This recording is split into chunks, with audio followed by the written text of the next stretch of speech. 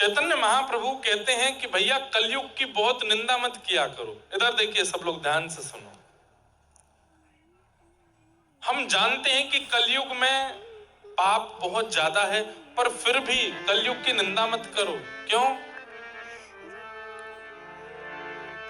सतयुग, त्रेता, द्वापर के भक्तों की यदि मैं बात करने लगूं तो 1000 वर्ष, 100 वर्ष, 50 वर्ष, 5 वर्ष,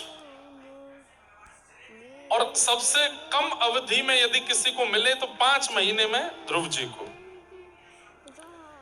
और सबसे ज्यादा तो 5-5 हजार साल तक लोगों ने तपस्या की, तब जाके ठाकुर जी का दर्शन होता। पर आपको पता है कलयुग में सबसे कम समय में ठाकुर जी किसको मिले? श्री नामदेव जी महाराज को मिले 3 दिन में।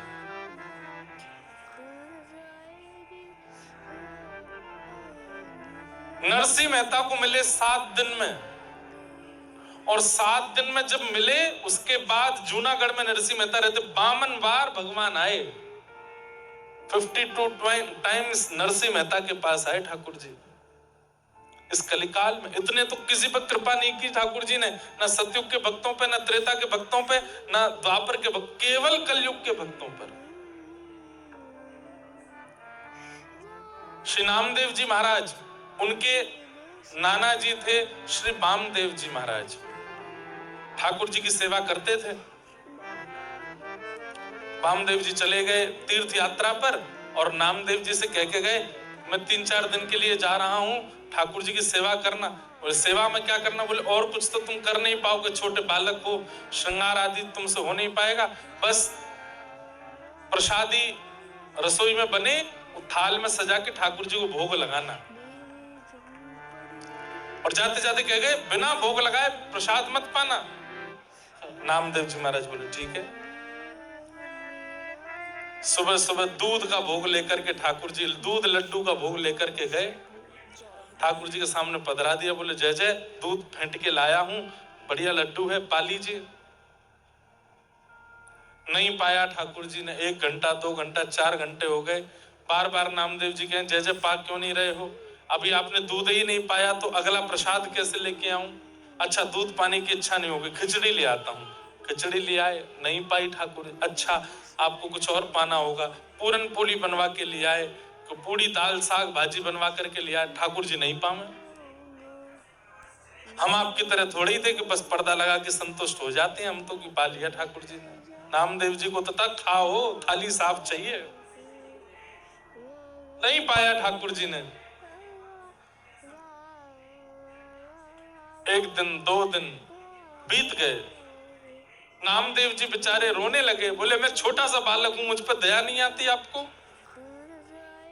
नाना जी कह के गए जब तक आप नहीं पाओगे तब तक मैं नहीं पा सकता। अरे आपको भूख नहीं है तो मत खाओ, पर मेरे को पवाने के लिए तो खा लीजिए कि मैं पालूं। इतने में ठाकुर जी प्रकट हो गए, और प्रकट होकर के नामदेव से बोले इतनी जल्दी थोड़ी आता हूं मैं, थोड़ा तो तपस्या करनी चाहिए, थोड़ा तो भजन करना चाहिए। ये क्या तुमने 2 दिन में बुला लिया? बोले कि मुझे आपके दर्शन की अभिलाषा तो थी, पर उससे ज्यादा मुझे भूख लगी थी, पालो पहले। ठाकुर जी पा लिए। ठाकुर जी प्रेम से पाए। अब नामदेव जी बोले देखो अब आप मेरी बात मानिए। बोले क्या? आप आते हो ये बात तो सिद्ध हो गई, आप प्रकट होते हो, तो फिर इतना नाटक नहीं करना, जब जब थाली लाऊं प्रकट होके पा लिया करना, मैं तभी पाऊंगा नहीं तो। ठाकुर जी बोले बड़ी अच्छी जबरदस्ती तुम्हारी। बोले हाँ है, प्रकट होना पड़ेगा। तो ठाकुर जी 3 दिन में ही प्रकट हो गए और प्रेम से पाया। 4थे दिन उनके नाना जी वामदेव जी आ गए। बंधुओं ठाकुर जी का स्वरूप बता देता है कि सेवक कैसी सेवा करता है। कई लोगों के ठाकुर जी देख के लगता है कि ठाकुर जी बस बोलने वाले हैं, तो समझो सेवा अच्छे से होती है। और कई जगह तो बस ऐसा लगता है कि ठाकुर जी बस दिन गिन रहे हैं कि जल्दी जल्दी कोई और ये पधारे, दूसरों सेवक आवे, मेरी सेवा अच्छे से तो भी होगी। सेवा खूब भाव से किया करो बंधुओं। आपका सौभाग्य है कि आपको ठाकुर जी ने यशोदा बनने का सौभाग्य दिया, आपको ठाकुर जी ने नंद बाबा बनने का सौभाग्य दिया। आपके यहाँ लाला बन के आए हैं तो वैसी सेवा करो जैसी लाला की होनी चाहिए। थाट में कोई कमी मत छोड़ा करो। अपने लिए रोटी नहीं बन पा रही, ठीक है, ठाकुर जी को बढ़िया पकाओ, ठाकुर जी का इतना ध्यान रखो कि ठाकुर जी आपसे प्रसन्न रहे। वामदेव जी आ गए, आकर के बोले अच्छा ठाकुर जी तो बड़े प्रसन्न लग रहे हैं, बढ़िया प्रेम से भोग आदि पवाए। बोले हाँ, अच्छा जाओ रसोई घर से थाली ले आओ, ठाकुर जी का भोग लगा देते हैं। नामदेव जी थाली लेकर के आए, तो नाना वामदेव जी ने कहा लाओ मुझे दो, मैं लगाता हूँ। बोले हाँ लगाओ। धर दिया सामने, और सामने लगा पर्दा किया, मंत्र आदि बोले, थोड़ा आचमन आदि कराया, घंटी बजाई, पर्दा हटा दिया, उठा ली थाली। नामदेव जी बोले नाना जी क्या किया? बोले भोग लगाया। बोले खाया तो कुछ भी नहीं। बोले ऐसे ही भोग लगता है? बोले मैंने तो ऐसे नहीं लगाया था। बोले तो तुम कैसे? बोले हमारी तो थाली भीतर जाती बिल्कुल साफ होके बाहर आती, सब पाते ठाकुर जी। नाना जी हंसने लगे, बोले सब जानता हूं, भोग लगाने के चक्कर में चुपचाप खुद ही खा जाता होगा बैठ के। अरे नहीं, ठाकुर जी पाते थे। अच्छा चल ले, अब तू लेके जा थाली, साफ करवा के ला। ठाकुर जी के सामने धर दिया। आ जाओ ठाकुर जी, आ जाओ आ जाओ, खूब बुलाया, ठाकुर जी नहीं आए। बोले मैं अकेला था तो आ गए थे, उससे मिला क्या? कुछ भी नहीं, आप खा पी के चले गए। अब इनको कैसे विश्वास होगा कि आप आए थे? इनके सामने आओ ना। ठाकुर जी नहीं आए। पीछे खड़े खड़े नाना जी हंस रहे थे। नामदेव जी को बड़ी पीड़ा होने लगी, छुरी उठा ली हाथ में और गले पर रख ली अपने। बोले या तो प्रकट हो जाओ, नहीं तो अभी अपना सर धड़ से अलग कर लूंगा, अभी काट के प्राण त्याग दूंगा। ठाकुर जी नाना जी के सामने प्रकट हो गए और प्रकट होके बोले बड़ा जिद्दी है भाई तू, तेरे लिए हम 3 दिन में आ गए, उससे संतुष्टि नहीं हुई, अब नाना जी को दिखा। बोले इनको विश्वास ही नहीं होगा। पीछे देखा तो नाना जी तो मूर्छा में आ गए, आंखों से अश्रु बह रहे हैं। मेरा पूरा जीवन निकल गया, मेरी पूरी पीढ़ी निकल गई इनकी सेवा करते करते, कभी प्रकट नहीं हुए, 3 दिन में नामाते ने प्रकट कर दिए। तो ये कलयुग की विशेषता है। हम भले ही कलयुग में हजारों दोष मानते हैं, पर कलयुग की एक विशेषता है कि यहाँ ठाकुर जी बहुत जल्दी मिलते हैं। बस पुकारने वाला कोई नामदेव जैसा हो, पुकारने वाला कोई भक्तिमती मीराबाई जैसा हो, पुकारने वाला कोई नरसिंह मेहता जैसा हो। ठाकुर जी कलिकाल में तो मानो जैसे तैयार ही बैठे रहते हैं कि बस कोई बुला तो ले, उस भाव से। हम इसी उद्देश्य से कथा सुनाते हैं और कहते हैं, यही उद्देश्य होना चाहिए। इसी में ही कल्याण है कि एक बार अपने संपूर्ण जीवन काल में आपने बुलाया और ठाकुर जी आ गए। बस इसी पुण्य के लिए हम कथा सुन रहे हैं, एक बार ठाकुर जी को प्रत्यक्ष अनुभव करना है।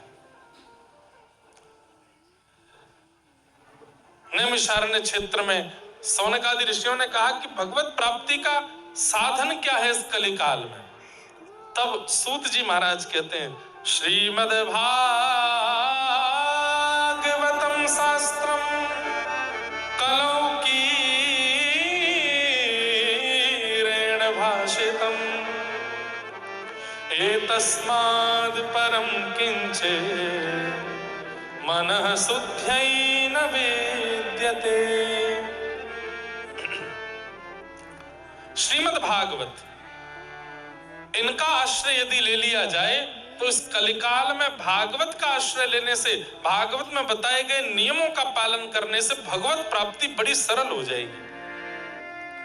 सौनकादि ऋषियों ने कहा महाराज आप भागवत की इतनी महिमा बता रहे हैं, इस भागवत की कुछ विशेषता बताइए।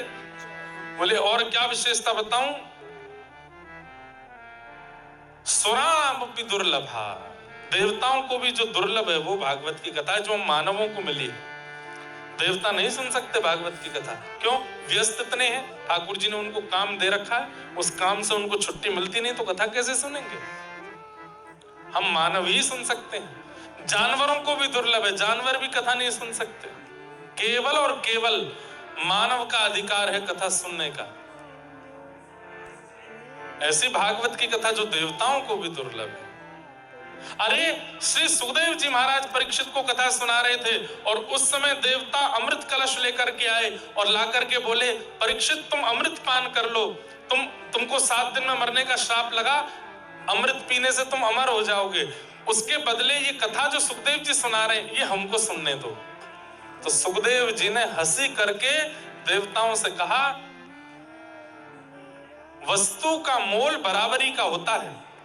अरे हीरे के बदले हीरा लिया जा सकता है, धन के बदले हीरा लिया जा सकता है, स्वर्ण के बदले हीरा लिया जा सकता है, चांदी की बहुमात्रा के बदले हीरा लिया जा सकता है, कांच के बदले हीरा नहीं लिया जाता। श्रीमद् भागवत हीरा है, मणि है, और तुम स्वर्ग का अमृत लेकर के आए हो कि इसके बदले हमको कथा दे दो। नहीं मिलेगी कथा। सोचिए, ये सौभाग्य मेरा है कि मैं यहां बैठ के कथा सुना रहा हूं। ये सौभाग्य अलवर वासियों का है कि यहाँ कथा हो रही है। देवताओं को वापस लौटा दिया था सुखदेव जी ने, अमृत के बदले भी कथा नहीं सुनाई थी। कथा धन के बल पे नहीं होती।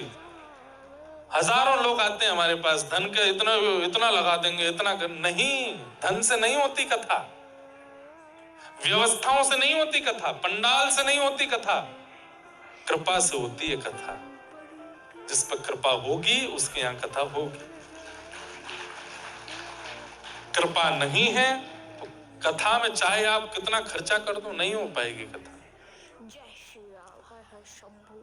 और कृपा के लिए हमारा योग्य होना बहुत जरूरी है। हम योग्य कैसे बने ये ठाकुर जी से पूछना चाहिए। तो देवताओं ने जाकर के प्रार्थना की और प्रार्थना करके सुखदेव जी से कहा, पर सुखदेव जी ने उनकी सहायता नहीं की। ऐसी भागवत की कथा ही है जो कलिकाल में भगवत प्राप्ति करा सकती। तब सौनकादि ऋषियों ने कहा, कृपा करके बताइए ये भागवत की कथा पहले किसने किसको सुनाई। तब कहा, ये सबसे पहले भागवत की कथा सनक सनंदन सनातन सनत कुमारों ने श्री नारद जी महाराज को सुनाई। तब प्रश्न हुआ, बोले नारद जी तो एक जगह स्थिर बैठते नहीं, फिर 7 दिन वो बैठ कैसे गए, कथा कैसे सुन ली उन्होंने।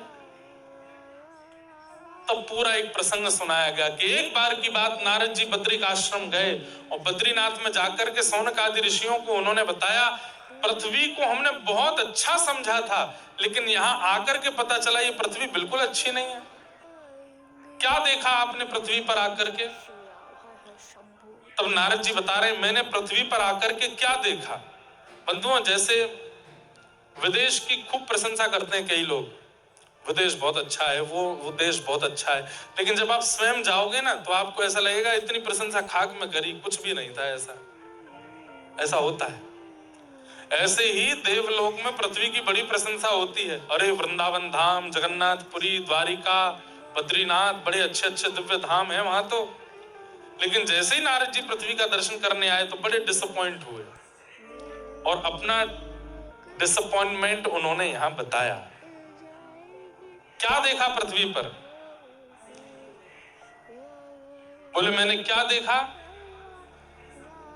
सत्यम नास्ति कलह, सत्यम नास्ति तपः शौचम, दया दानम न विद्यते, उदर भरिणो जीवा, पराका कूट भाषिण। पृथ्वी पर मैंने क्या देखा? कैसे हैं पृथ्वी के लोग? सत्यम नास्ति, सत्य नहीं बोलते, हर दिन एक झूठ तो बोलते ही बोलते, असत्य संभाषण करते हैं। शौचम नास्ति, पवित्र नहीं है। अच्छा एक बात बोले, केवल बोलने को ही झूठ नहीं बोलते, झूठ बहुत रूपों में होता है। हर व्यक्ति जानता है कि मैं कैसा हूं, लेकिन जैसे ही समाज के सामने, परिवार के सामने, लोक मर्यादा के सामने आता है तो अपने उस वास्तविकता को छुपा के आता है। ये झूठ नहीं है। हर व्यक्ति है कुछ पर दिखाता कुछ और है, ये झूठ है। सत्यम नास्ति, कलिकाल के लोग सत्य नहीं बोलते। शौचम नास्ति, पवित्र नहीं है, कलयुग के लोगों में पवित्रता नहीं है। पवित्रता केवल और केवल एक शरीर के रूप में रह जाती है, मन नहीं है बिल्कुल भी पवित्र। कई लोग 2 बार नहाते हैं, सुबह भी नहाते, रात्रि सोने से पहले भी नहाते हैं, पर मन इतना मलिन है उनका, बाहर से चमड़ी कितनी भी घिस लीजिए पर चित्त की पवित्रता नहीं है। ठाकुर जी, अरे महाप्रभु जगन्नाथ, श्री जगन्नाथ महाप्रभु कर्मा बाई की खिचड़ी पाते, जो कर्मा बाई बिना नहाए धोए खिचड़ी बनाती थी। दातुन करते करते खिचड़ी बनाती थी, और खिचड़ी कहीं लग ना जाए तो दातुन के पिछले भाग से चला भी देती थी। उसको खाने आते महाप्रभु। भैया ने धीरे बोल लो, कहाँ चिल्ला रहे हैं? हाँ बस थोड़े ने धीरे, बस बस बस बस हमने बोल दिया।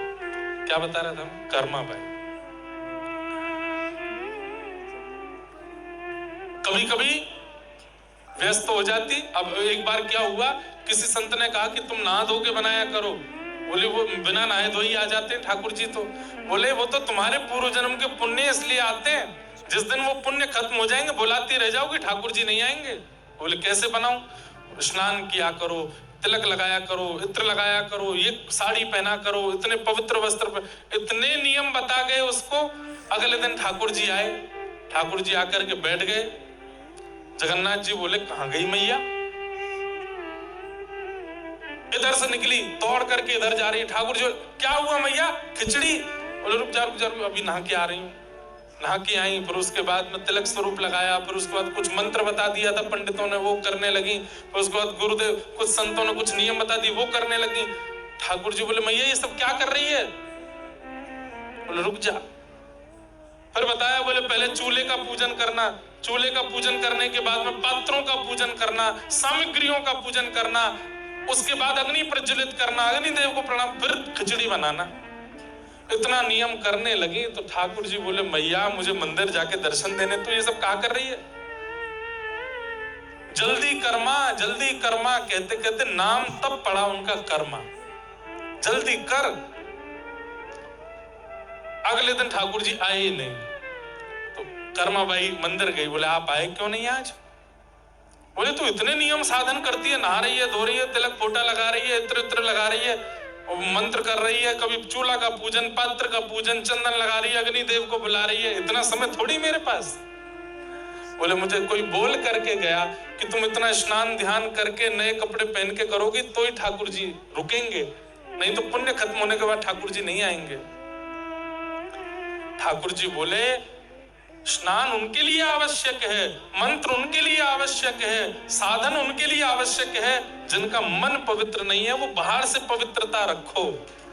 पर कर्मा तेरा तो मन पवित्र है, तो स्वभाव से पवित्र है, बुद्धि से पवित्र है, चित्त से पवित्र है, तेरी बाहर की काया की पवित्रता की मुझे कोई परवाह नहीं है। मुझे नहाने की जरूरत है, आपको नहाने की आवश्यकता है, हमें इतने पवित्र रहने की आवश्यकता क्योंकि हम पवित्र नहीं हैं। कर्मा तो पवित्र है, उसके लिए ठाकुर जी ने कोई नियम साधन नहीं। सत्यम नास्ति शौचम नास्ति, पवित्र नहीं है हम लोग। कितनी भी रुद्राक्ष पहन लें, कंठी माला पहन लें, शिखा रख लें, लेकिन मन में जो दूसरे के प्रति दूषितता है वो ठाकुर जी से दूर भगाती है, उसको पवित्र करो। अच्छा एक बात बताएं, मन की पवित्रता का कोई सूत्र बताओ। आपने पूछा, मैं बताऊं।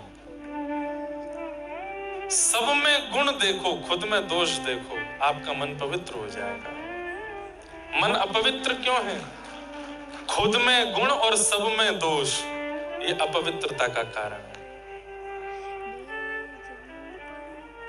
आज भी कथा सुनते सुनते भी हजारों में दोष देख लिया हमने, ये ऐसा है, ये वैसा है, ये वैसी है। हम बैठ गई कथा में आके, हमें सब पता है क्या क्या करते हैं ये लोग। दोष बहुत जल्दी देखते हैं हम लोग, इसीलिए मन कभी पवित्र हो ही नहीं पाता। आज से नियम बना लो, जिसको देखेंगे गुण देखेंगे, दोष नहीं देखेंगे। चाहे लाख दोष हैं उसमें भी गुण देखेंगे। आप देखेंगे 7 दिन बाद आप इतने हल्के हो जाओगे, इतनी पवित्रता आपको अनुभव होने लगेगी चित्त में, और इस पवित्रता के कारण आपके घर के ठाकुर जी की अनुभूतियां होने लगेंगी आपको, कि कुछ बोलते हैं, कुछ कहते हैं, कुछ करते हैं। आपकी अपवित्रता ठाकुर जी को मौन रखती है, और वो शरीर की शुद्धि से नहीं होगी, मन की शुद्धि से होगी। पवित्र करो। तो 3 सूत्र याद रखिएगा। तन पवित्र, तन पवित्र नहाने से नहीं, तन पवित्र सेवा किए। जितनी सेवा करोगे आप संतों की, महापुरुषों की, असहायों की, गरीबों की, उतना तन पवित्र होगा। तन पवित्र सेवा किए, मन पवित्र कर ध्यान। ध्यान से मन पवित्र होगा, नाम से मन पवित्र होगा। तन पवित्र सेवा किए, धन पवित्र कर दान, मन पवित्र हरि भजन सो होत त्रिविध कल्याण। मन की पवित्रता हरि भजन से और दूसरों में गुण देखने से होती है। हम दोष देखते देखते देखते देखते देखते देखते देखते अपने चित्त को ही मलिन कर लेते हैं और खुद को अच्छा समझते हैं। हम बहुत अच्छे, इससे तो बढ़िया ही हैं, हमसे सब बढ़िया हैं, हम बिल्कुल बढ़िया नहीं है। ये बात मन में रखो, मन पवित्र हो जाएगा। सत्यम नास्ति शौचम नास्ति तपः नास्ति। तप नहीं करते हम लोग, भजन का केवल और केवल आडंबर करते हैं, भजन नहीं होता हमसे। तन पवित्र, मन पवित्र, धन पवित्र, सब पवित्र हो जाए भजन से, तो सत्यम नास्ति शौचम नास्ति तपः नास्ति। ये नारद जी देख रहे हैं पृथ्वी पर आकर के कैसे लोग हैं हम। दया दानम न विद्यते, हमारे अंदर दया दान की स्थिति नहीं है। और किस लिए जी रहे हैं? बोले उदर भरिणो जीवा, केवल और केवल खाने के लिए जी रहे हैं। भक्त का स्वभाव वो जीने के लिए खाता है और संसारी व्यक्ति का स्वभाव वो खाने के लिए ही जीता है, खाने के लिए ही जी रहा है कि मैं खा सकूं। नहीं।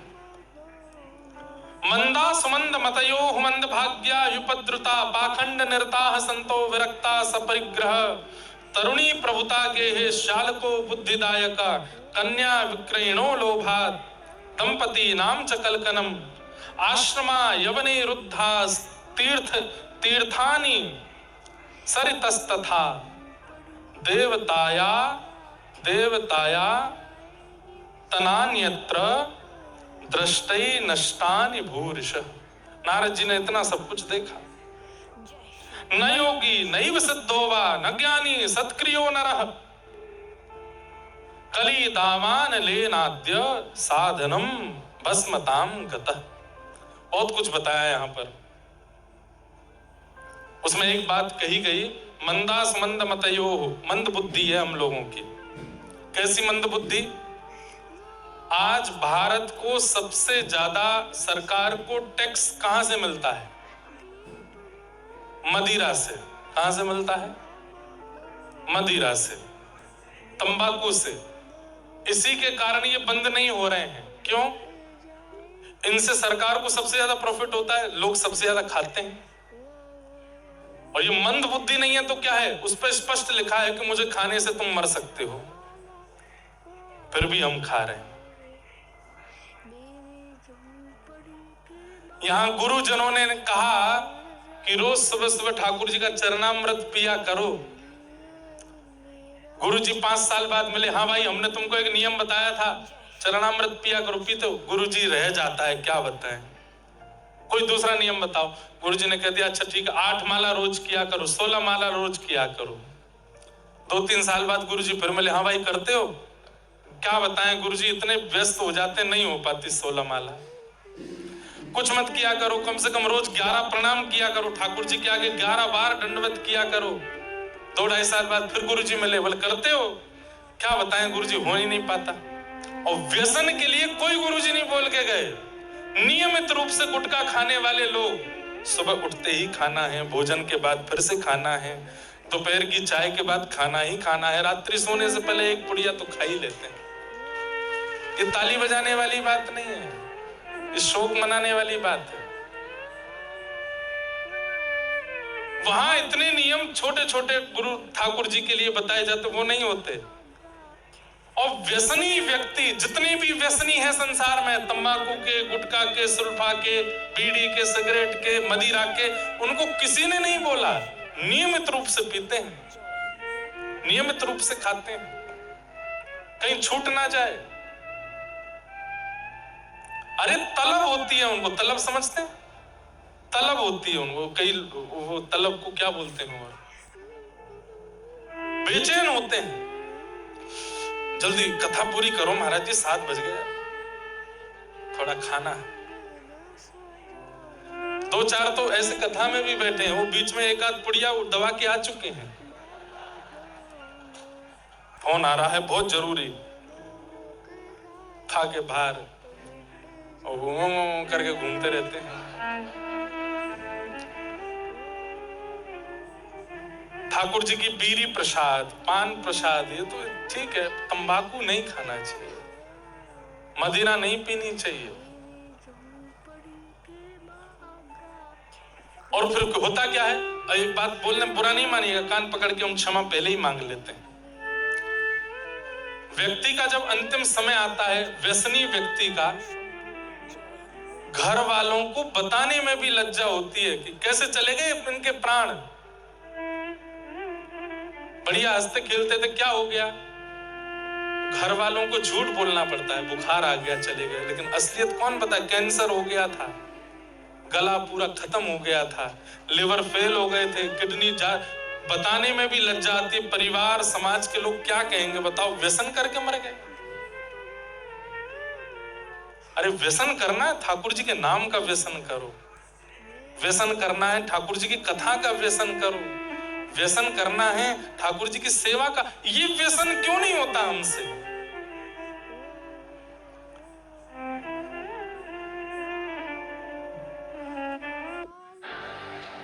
धर्मस्य यापवर्गस्य नार्थोर्थायोपकल्पते, नार्थस्य धर्मैकान्तस्य कामोलाभाय स्मृतः। धर्म कैसा है? बोले अपवर्ग है। बहुत ध्यान से सुनिएगा, बड़ा अच्छा प्रसंग है ये, बड़ी अच्छी बात बता रहे हैं सूत जी। धर्मस्य अपवर्गस्य, धर्म पवर्ग नहीं है, अपवर्ग है। पवर्ग में 5 शब्द आते हैं, प फ ब भ म।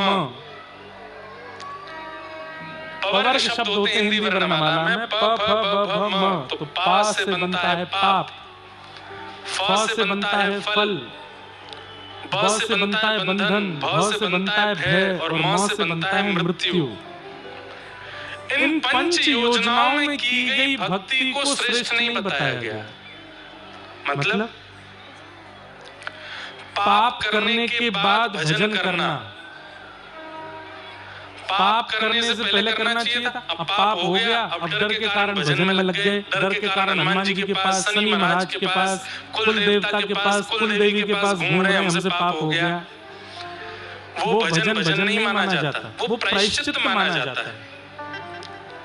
उस भजन के फल से ठाकुर जी प्रसन्न नहीं होते, आपके पाप को नष्ट करते हैं, इसलिए उसको श्रेष्ठ भजन नहीं माना गया। पाप के बाद किया गया भजन, फल की प्राप्ति से किया गया भजन, उसको भी श्रेष्ठ नहीं माना जाता। किसी कामना से किया गया भजन, प फ फिर आता है ब, यानी कि बंधन युक्त, बंधन मुक्त होने के लिए किया गया भजन, उसे भी श्रेष्ठ नहीं माना जाता। भ यानी कि भय से किया गया भजन, डर के मारे हनुमान चालीसा भूत पिशाच निकट नहीं आवे, महावीर जब नाम सुनावे ना जरूर करे सब पीरा। रात में कई बार सो रहे होते हैं। अब हम जहाँ रुके हैं कटनी में, बहुत बढ़िया जगह है, बहुत बढ़िया निवास है, इतना बढ़िया सुंदर घर है, लेकिन वहाँ सामने ही रेलवे लाइन है। तो जिस दिन मैं रात्रि में आया और सर्दियों में पंखा वैसे नहीं चलते हैं, तो बिल्कुल सुनसान, रात में 3 बजे रेल का हॉर्न बजा, और 3 बजे अब नई जगह, जैसे तैसे तो मुझे नींद आई थी और कम से कम 40 घंटे का जगा हुआ था मैं। और जैसे वो आवाज आई, तो आवाज भी, हॉर्न भी बजता है 2-4 सेकंड तक। तो मैं थोड़ी देर तो ये देखता रहा, कौन कोई चुड़ैल आती है यहाँ पे, कौन चिल्ला रहा है। और वास्तव में मन से निकला भूत पिशाच निकट नहीं आवे, महावीर जब नाम सुनावे। और फिर वो जब गड़गड़ गड़गड़ गड़गड़ आवाज, अरे मैंने की रेलवे लाइन है सामने। फिर पर्दा हटा के देखा तो मैंने की वो तो भय से किया गया भजन, उसको भी श्रेष्ठ नहीं माना जाता। बिना किसी कारण के भगवत स्मृति होनी चाहिए। और पांचवा बताया गया माँ, यानी कि मृत्यु के समय समीप आने पर किया गया भजन। किसी ने बता दिया कि भाई तुम्हारे तो 6-7 महीना ही बचे हैं बस, और लग गए महाराज कभी यहाँ पूजा वहाँ पूजा, ये करो वो करो, ऐसे करो वैसे करो, ये कर दो ये कर दो, कोई लाभ नहीं। या फिर किसी ज्योतिषी ने नहीं बताया जीवन ही पूरा होने वाला है, समय हो गया, अब मरणासन अवस्था की ओर जा रहे हैं, बाल सारे पक गए, दांत सारे टूट गए, आंखों से दिखता नहीं है, चला जाता नहीं, समझ गए कि अब तो मृत्यु आने वाली है। बोले अब क्या करें? बोले अब तो भैया तीर्थ का लाला हमको, गंगा जी नवा दो, जमुना जी नवा दो, कोई फायदा नहीं। हमारा कहने का मतलब है जीवन भर नहीं किया और अंतकाल में यदि धर्म का स्मरण कर रहे हैं तो उसका कोई फायदा नहीं है। उसका यही समझिए कि घर में आग लग गई, आप कुआं खोद रहे हो। अरे अब क्या फायदा? पहले ही कुआं, घर बनने से पहले कुआं बनना चाहिए था, ताकि कभी आग लगे तो तुरंत जल निकाल के। पुरानी बात है, आजकल तो वो लग जाते हैं, क्या बोलते हैं उसको, फायर वाले अंदर लग जाते हैं। घर में आग लगे तो तुरंत बुझा दो। भजन क्या है? पाप की अग्नि, भोग की अग्नि, माया की अग्नि अगर कभी हमारे जीवन रूपी घर में लगे तो हम भजन के माध्यम से उसको तुरंत शांत कर दें। अब जीवन भर तो आपने उस अग्नि को शांत किया नहीं, उसको भोग विलासों में सब व्यस्त कर दिया, अंतकाल में याद कर रहे हो, कोई फायदा नहीं।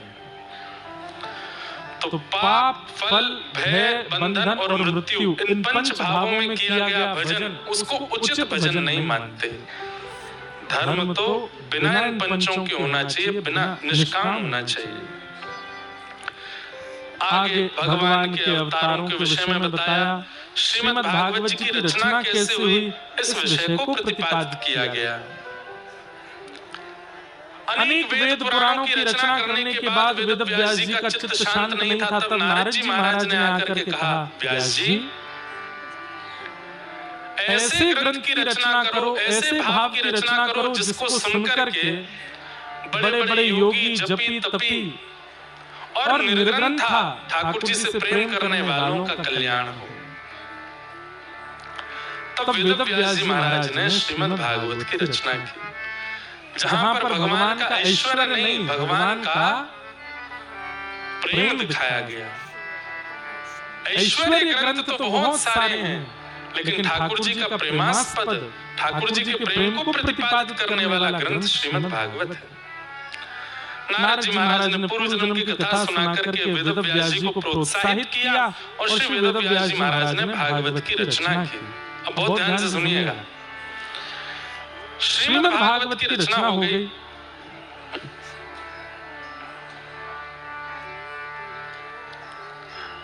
अनर्थोपशमं साक्षात् भक्ति योगं मदोक्षजे लोकस्य जानतो विद्वांस चक्रे भागवत संहिता। बड़े बड़े अनर्थों को दूर करने वाली, लोगों के पापों का शमन करने वाली और साक्षात भक्ति योग अधोक्षज भगवान का साक्षात्कार कराने वाली ऐसी सुंदर श्रीमद् भागवत की रचना श्री वेद व्यास जी महाराज ने कर दी है। भागवत जी की रचना से पूर्व नारद जी महाराज ने अपने पूर्व जन्म की कथा बताई और पूर्व जन्म की कथा सुनाते हुए नारद जी महाराज कहने लगे, देवदत्तां इमां वीणां स्वर ब्रह्म विभूषितां मूर्छयित्वा हरिकथां गायमानश्चराम्यहम्।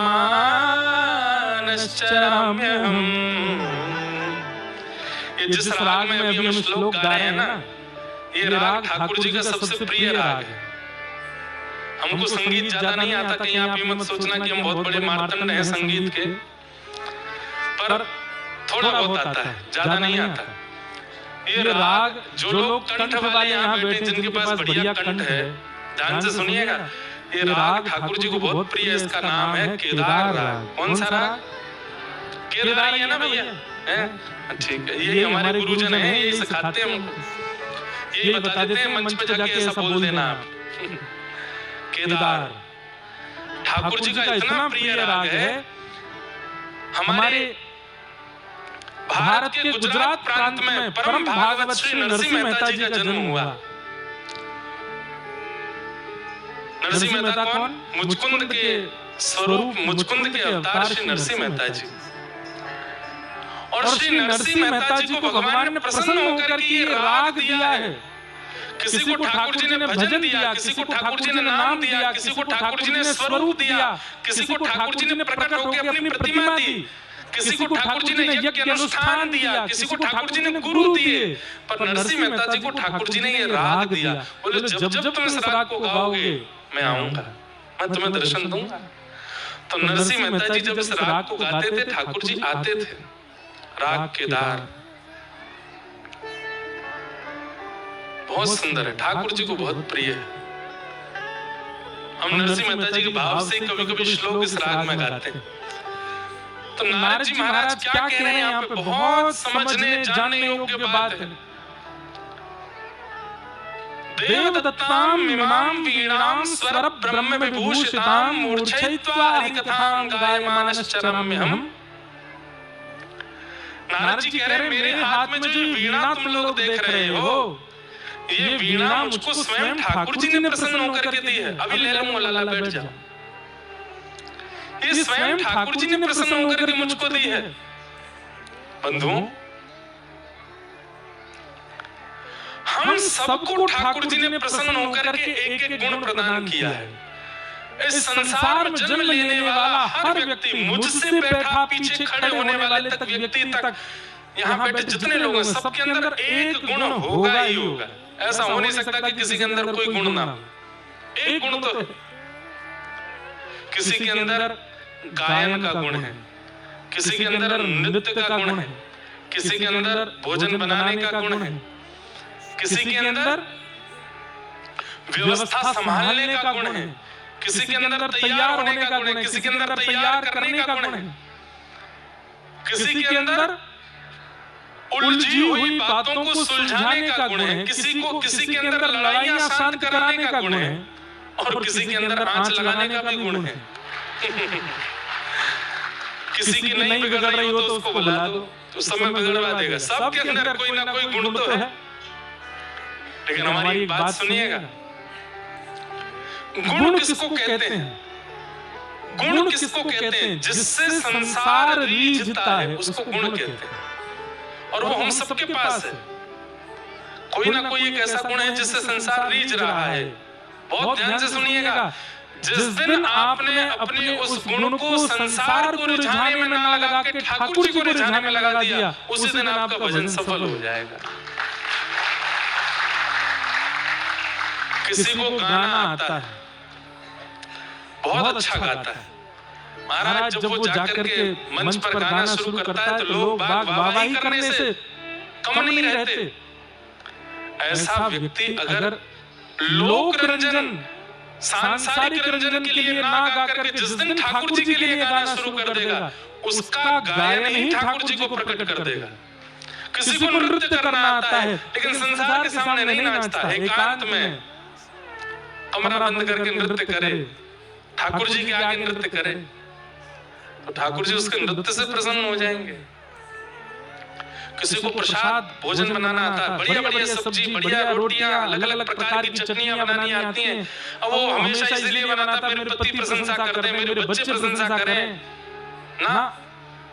घर के ठाकुर जी किसी दिन मंदिर से बोल पड़े, अरे भैया कहा जोर को चटनी बनाई है तेने, तो आनंद आ गया, कड़ी खाए करके मेरा तो मन आ गया। आप समझो, आनंद आ गया।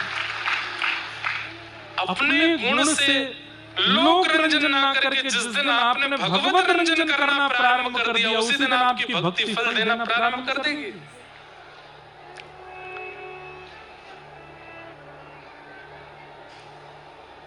नरसिंह मेहता बहुत अच्छा गाते थे। जब वो गाते थे कहते हैं कि चलता हुआ व्यक्ति रुक जाता था और सुनने लग जाता था नरसिंह मेहता को। लेकिन नरसिंह मेहता ने कभी लोक रंजन के लिए नहीं गाया, सदैव ठाकुर जी को प्रसन्न करने के लिए गाया। ऐसे नरसिंह मेहता। नारद जी महाराज कह रहे हैं ये वीणा जो मेरे हाथों में तुम देख रहे हो, ये ठाकुर जी ने प्रसन्न होकर के मुझको दी है। तब वेद व्यास जी बोले आपने ऐसा क्या किया कि ठाकुर जी आपसे प्रसन्न हो गए? तब नारद जी बोले मैंने ठाकुर जी को गायन सुनाया था, ठाकुर जी को कुछ गा के सुनाया था। तब फिर वेद व्यास जी बोले आपने गायन कहां से सीखा? तब नारद जी बोले बड़ी कथा है, सुना दूं? बोले हाँ सुनाओ। तब नारद जी बोले सुनो, एक बार की बात है, वैकुंठ में एक संगीत की प्रतियोगिता हो रही थी और भगवान श्रीमन नारायण शेष नाग पर पौड़े पौड़े संगीत सुन रहे थे। जैसे रंगनाथ भगवान आपके कट्टी में विराजमान है शेष नाग पर। बंधुओं ये कौन सी मुद्रा है पता है? ये राजी वाली मुद्रा है। राजी वाली मुद्रा समझे? जैसे घर में बच्चों को कोई बात मनवानी हो माता पिता से, तो माता पिता बैठे हों तब नहीं मानेंगे, माता पिता खड़े हों तब नहीं मानेंगे, लेकिन माता पिता ने लेट जाए, थोड़ी आंखों में नींद सी भर आए, तब कहो पिताजी कल हम धुआंधार घूमने चले जाएं। तो लेटे लेटे पिताजी बोल देंगे नहीं जाना। पिताजी मान जाओ ना, थोड़े चरण दबा दे, कल घूम आते। अच्छा ठीक है चले जाना। सुबह उठ के पिताजी बोले मैंने मना किया था नहीं जाना। पिताजी आपने कह दिया था मान जाओ। अच्छा ठीक है जाओ। ये ऐसी मुद्रा है ठाकुर जी की कि इस मुद्रा में कोई प्रार्थना करो ठाकुर जी हाँ ही बोल देते, ठीक है हो जाएगा, राजी हम प्रसन्न है, जाओ करो। आराम की मुद्रा है। व्यक्ति जब रिलैक्स मोड में होता है तो सब स्वीकार कर लेता है। तो रिलैक्स मोड में है यहाँ रंगनाथ भगवान ऐसे लेटे हैं, पौड़े हुए हैं।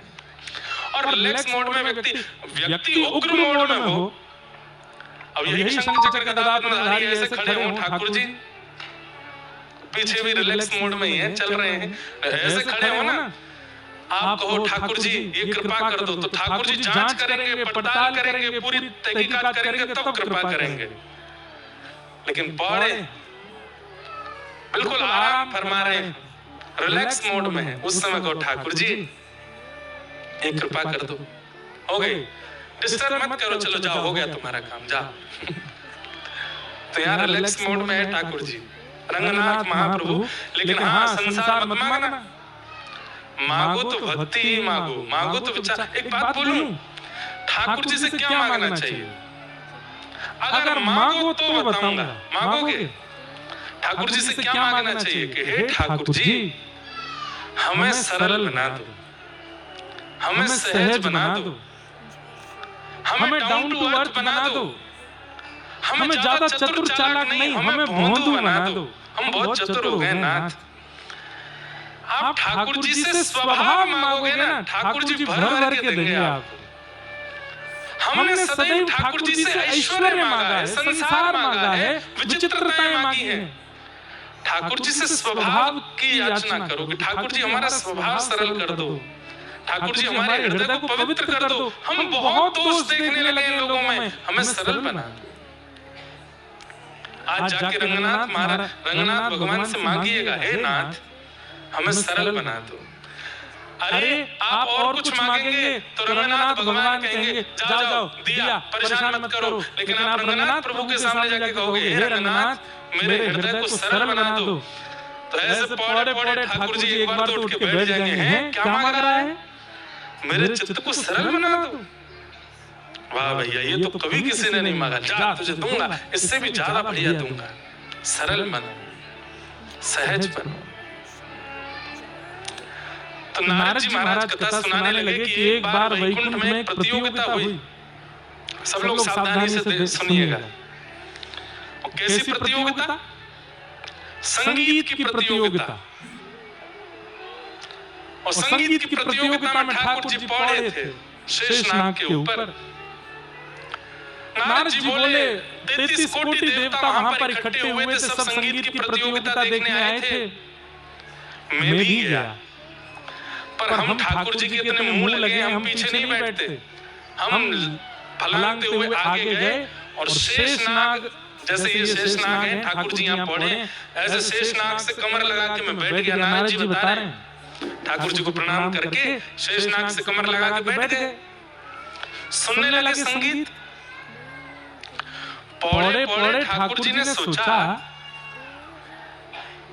सरस्वती जी गा रही हैं, हाँ हाँ हूँ गंधर्व गा रहे हैं, देवादिदेव महादेव शंकर गा रहे हैं, सब बहुत अच्छा गा रहे हैं, लेकिन कैसा हो कि किसी दिन मेरा नारद भी गावे, मेरा नारद भी कुछ गा के सुनाए। पर नारद जी को तो सारे गामा पा धा नी सा का सा भी नहीं आता, बिल्कुल गायन नहीं आता था नारद जी को। तो ठाकुर जी ने अपने पैर के अंगूठे से नारद जी के गले पे थोड़ी ऐसी खुजली की। नारद जी बोले, जी भगवान आज्ञा, तुम यहाँ क्या कर रहे हो? नारद जी बोले, वैकुंठ में प्रतियोगिता चल रही है, सुनने आया हूँ। ठाकुर जी बोले, तुमसे गाना बजाना तो आता नहीं है, फिर यहाँ क्या कर रहे हो? जाओ चलो अपना भजन करो, बताओ कौन सा राग गा रहे हैं महादेव? नारद जी बोले, मतलब हमको राग रागनियां नहीं पता तो इसका मतलब हमको सुनने का अधिकार नहीं है। अरे वैकुंठ में उत्सव चल रहा है, सुनने आ गए। ठाकुर जी बोले, नहीं जाओ यहाँ से, जिनको संगीत आता वही बैठेंगे यहाँ पे, और जिनको संगीत नहीं आता जाओ अपने लोक में जाके भजन करो, चलो उठो यहाँ से। नारद जी बोले, मुझे इतना अपमान बोध हुआ कि ठाकुर जी मुझे सुनने नहीं दे रहे। मैंने भी प्रण लिया ठाकुर जी, अब ये नारद तभी आपके सामने आ जाएगा जब इसको संगीत आएगा, संगीत सीख के आऊंगा मैं। और मैं तुरंत ठाकुर जी को प्रणाम करके निकला। कहाँ? ब्रह्मा जी के पर्सनल असिस्टेंट पीए कौन है? चित्रकेतु। चित्रकेतु जी के पास जाकर के मैंने कहा, तीनों लोगों में संगीत का सबसे बड़ा मार्तंड कौन है, उसका परिचय दीजिए। चित्रकेतु बोले, संगीत के सबसे बड़े विद्वान तो वैसे महादेव हैं, पर महादेव से ज्यादा विद्वान तो नहीं कहूंगा, पर हाँ कह सकता हूं कि महादेव से 21 हैं। कौन? बोले, हिमालय की चोटी पर बिल्कुल एकांत में एक उल्लू है, बहुत अच्छा संगीत जानता है, उसको कोई नहीं जानता। अगर आपको संगीत सीखना है तो उस उल्लू के पास चले जाओ, वो आपको सिखाएगा। नारद जी महाराज बर्फ की पहाड़ी पर चढ़ के हिमालय के ऊपर उल्लू के पास गए और उल्लू देव से जाकर के प्रार्थना की, हमको संगीत सिखाओ।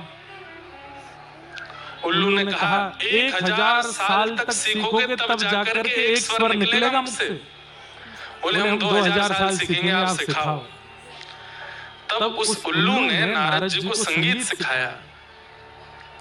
ऐसा संगीत 2000 साल में तो नारद जी महाराज की ऐसी स्थिति हो गई कि वो जिस राग को गाते हैं उस राग की परिस्थिति प्रकट हो जाती है। नारद जी बोले, अभी भी कमी है, थोड़ा और मांझ के जाऊंगा। तब नारद जी महादेव के पास गए और फिर 1000 साल महादेव से भी संगीत सीखा। टोटल कितना हुआ? 3000 वर्ष। 3000 वर्ष साधना की नारद जी ने संगीत की। उसके बाद वो हुआ जो नहीं होना चाहिए था। क्या? अभिमान आ गया नारद जी को। आप तो कमर कस के बोले, आ जाओ मेरे सामने। अब तो ऐसा संगीत आता है, मुझे ऐसा संगीत आता है। ठाकुर जी ने मुझे सभा से उठा के भेज दिया था ना कि तुम संगीत के विद्वान नहीं। अरे सरस्वती, हा हा हूँ गंधर्व, इनको पछाड़ खा के गिरा दूंगा मैं, ऐसा संगीत गाऊंगा। अरे कहां तक कहूं, इस सृष्टि के रचयिता नारायण भी अब संगीत में मुझसे तनिक कम है। ये अभिमान चित्त में आ गया। इसलिए भैया मैं कहता हूं कि सर्वगुण संपन्न मत बनिएगा, थोड़े अधूरे ही रहिएगा, नहीं तो अभिमान आ जाएगा। धन में भी अधूरे रहो, ज्ञान में भी थोड़े अधूरे रहो, रूप यौवन में भी थोड़े अधूरे रहो, पहनावे उड़ावे में भी थोड़े अधूरे रहो, भजन में भी थोड़े अधूरे रहो, नहीं तो अभिमान के भागीदार बनोगे। नारद जी को ऐसा अभिमान आया। ठाकुर जी बोले, रुक जाओ नारद जी, अभी बताते हैं तुमको। नारद जी महादेव के पास से सीधे निकले वैकुंठ की यात्रा पर। बीच मार्ग में एक नगर दिखाई दिया। नारद जी बोले, 3000 साल की साधना करके आया हूं, नया नगर बन गया यहाँ तो। उस नगर में जैसे प्रवेश किया, इतना सुंदर नगर, इतने सुंदर उस नगर के सब लोग, माता जी बैठ जाओ, मैया बैठ जाओ, जल्दी बैठ जाओ, हाँ बैठ जाओ, वहीं बैठ जाओ।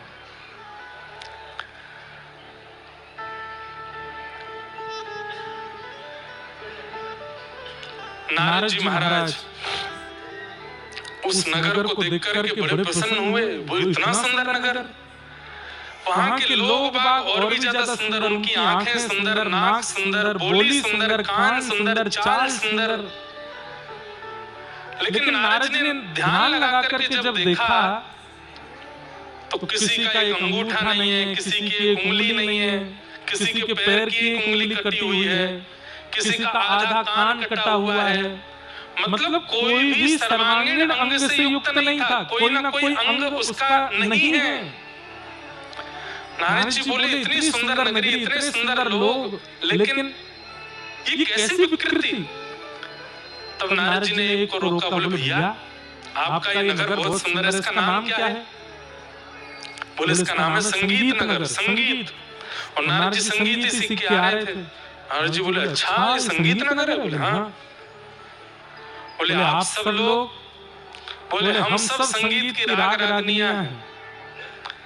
मैं राग यमन, और राग भीमपलासी, और राग भैरव, और राग भैरवी, और राग चारुकेसी, वो पीछे डोल रहा है राग केदार। हम सब राग रागनियां हैं। अच्छा आप सब राग रागनियां हैं? नारद जी पहले तो प्रणाम करने लगे, अभी संगीत सीख के आए, देखो मेरे संगीत का कैसा प्रभाव, राग रागनियां प्रकट हो गई मेरे सामने। बड़ी भैया आप सबके दर्शन करके बड़ा प्रसन्नता हुई, पर मैं ये पूछूं ये आपकी उंगलियां कैसे कट गई सारी? बोले पूछो मत। एक नया संगीतकार हुआ, उसका नाम है नारद। वो इतना विचित्र विकृत करके हम लोगों को गाता है कि हमारी उंगलियां टूट गई हैं, पैर के अंगूठे। हम सब लोग उसकी खोज कर रहे हैं, जिस दिन हमको मिल जाएगा उसका एक एक रोआ नोचेंगे हम, उसके बाल से लेकर के और पैर के नख तक सब नोच लेंगे हम। इतना कष्ट देता है हमको, हम सब उस नारद की खोज कर रहे हैं। भैया तुम जानते हो नारद कहाँ है? नारद जी बोले नारद ना मेरा तो कोई परिचय नहीं है, मैं तो जानता ही नहीं उसको, कौन नारद? नारद जी महाराज बोले भाग लो यहाँ से, इनको पता चले कि मैं नारद हूँ। तो जो अभिमान नारद जी को आया, उसी समय वो अभिमान नष्ट हुआ। और उस अभिमान के नष्ट होते नारद जी जिनसे कंपटीशन कर रहे थे, सरस्वती जी और हाहू गंधर्व, उन्हीं के पास जाकर के नारद जी ने प्रार्थना की कि भगवान मैंने महादेव से संगीत सीखा, उल्लू से संगीत सीखा, अब आप मुझे संगीत सिखाओ। और मेरे संगीत का कारण आपको हराना नहीं, मेरे संगीत का कारण केवल मेरे वैकुंठपति श्री रंगनाथ प्रभु को रिझाना है। वो बस प्रसन्न हो जाए, वो आनंद में आ जाए, इसलिए मुझे संगीत सीखना है, कृपा करो। अभिमान जैसे ही नष्ट हुआ, तुरंत भगवान प्रकट हो गए और प्रकट होकर के बोले नारद यदि ये अभिमान पहले दिन ही नष्ट हो गया होता तो तुम्हें 3000 वर्ष तक संगीत सीखने की आवश्यकता नहीं थी। किसी गुण को धारण करने में वर्ष तब लगते हैं जब उसका अहम चित्त में हो। अहम शून्य होकर के व्यक्ति जब किसी वस्तु को धारण करना चाहता है तो वो क्षण भर में प्राप्त हो जाती है। अब तुम संगीत के बहुत बड़े विद्वान हो गए हो, चलो वैकुंठ में चल करके हमें कुछ सुनाओ। पहले सरस्वती जी ने गा के सुनाया, उसके बाद हाहू गंधर्व ने गा के सुनाया, लेकिन जैसे ही नारद जी ने गाना प्रारंभ किया, आहा भूलोक नृत्य करने लगा, भूलोक नृत्य करने लगा, स्वर्ग लोक नृत्य करने लगा, पाताल नृत्य करने लगा, नरक लोक नृत्य करने लगा। और सब नृत्य करते करते करते करते रंगनाथ भगवान भी अपने शेष नाग पर खड़े होकर के नृत्य करने लगे। इतना आनंद दिया नारद जी ने। ठाकुर जी बोले मुझे कुछ देना है, मुझे कुछ उपहार देना है नारद को। तभी सरस्वती जी ने एक वीणा ला करके दी और श्री ठाकुर जी ने वही वीणा श्री नारद जी को प्रदान की है। बोलो भक्त वत्सल भगवान की।